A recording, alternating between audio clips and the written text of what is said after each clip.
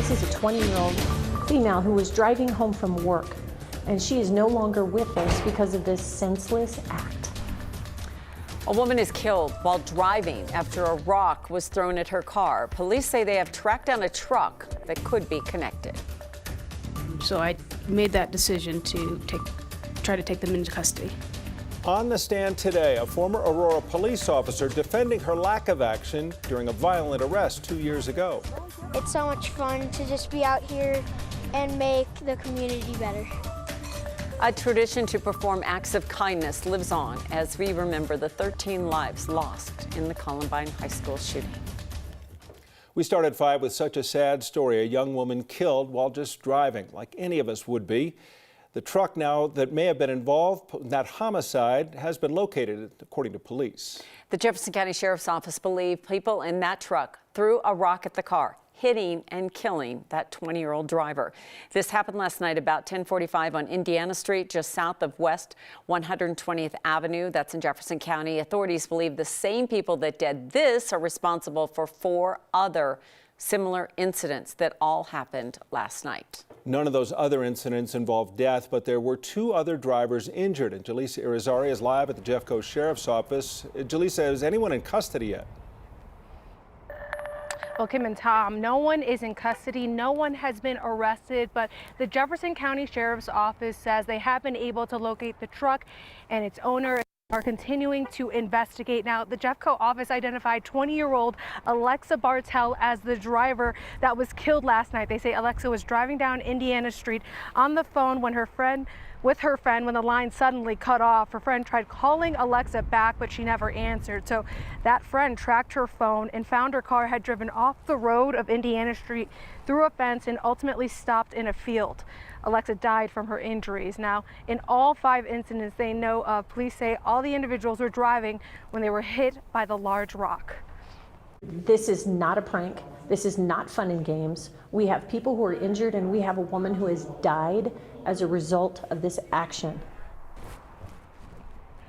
Now, this is the truck they believe threw large rocks at multiple drivers last night. We are showing it again because the Sheriff's Office believes they believe there could be more victims out there, and so they encourage you to reach out to them. Police say they do have a few of these rocks in evidence right now. They say they're about 4 to 6 inches long and 3 to 5 pounds, and they are encouraging anyone who may have any video, either dash cam or ring video, to please reach out to them as they continue this investigation. Kim and Tom?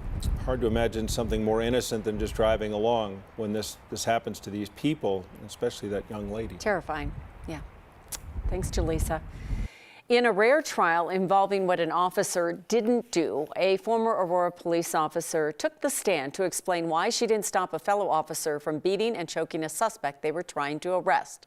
On July 23, 2021, Francine Martinez answered a call for trespassing on South Parker Road. Within minutes, the second officer at the scene, John Halbert, repeatedly pistol whipped and choked the trespassing suspect, Kyle Vinson, and pointed a gun at his head. Vinson was unarmed at the time. Prosecutors say Martinez stood by during this assault, despite her legal obligation to intervene in a case like this.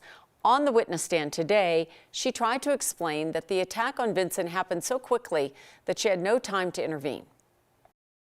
There was no warning. Okay. How would you describe the strikes that he delivered? They were without warning and very rapid. Francine Martinez was fired from Aurora Police soon after that arrest. Halbert resigned and is now facing assault charges. His trial is scheduled to begin in November. If convicted, Martinez could face up to 18 months in jail and also be permanently barred from becoming a peace officer in Colorado. The prosecution in the Jeremy Webster murder trial has rested its case. That's the road rage case from 2018. Before calling any witnesses, the defense finally shared an opening statement. Webster's defense is that they're not denying his role in following Megan Bigelow and her 3 sons to the dentist's office in a parking lot. Vaughn Bigelow Jr. was shot and killed. One of his brothers and his mom were hurt. Webster has pleaded not guilty by reason of insanity. Dozens of guns, including semi-automatic ones with extended magazines, have been confiscated from students in 4 metro area school districts. In the wake of last month's shooting of 2 administrators at Denver's East High School, our 9 Wants to Know team started asking for photos of the guns that have been confiscated since the beginning of the 2021-22 school year. While Denver Public Schools refused to provide those photographs, other districts did. There were 18 guns confiscated each in Aurora and Cherry Creek, along with 6 in Jeffco, 2 in Adams 12. It's information the public should have, says one woman who's fighting against gun violence.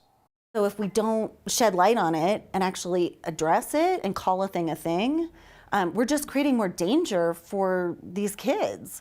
So I would say just, stop kidding ourselves. Stop thinking it's not my school, it's not my kid, it's not my community. It's all of us. Of those confiscated weapons, many were fully loaded. In one case, administrators confiscated 3 fully loaded magazines along with a gun. Arvada police say they're still looking for an 18-year-old suspect who got into the Pomona High School cafeteria yesterday and attacked a student. Police say a 16-year-old was with that teen suspect but was quickly caught and now faces several charges. Neither of them was a Pomona student, but police also told us that a Pomona student did let the 2 suspects into the school. The suspects and the victim know each other, and the school says once in the cafeteria, the 2 teens went right for the victim. There was extra security at that school today. Governor Polis has signed a bill to ease some of the financial burden Medicaid recipients face. The legislation removes the copay for outpatient services and pharmacies for those on Medicaid. According to the bill's language, the General Assembly anticipates the state will get $5.4 million in federal funds. The state will likely use a portion of that funding to pay for that copay relief. Honoring the victims and thanking the community, Columbine students remembering the high school shooting that took 13 lives with an annual day of service.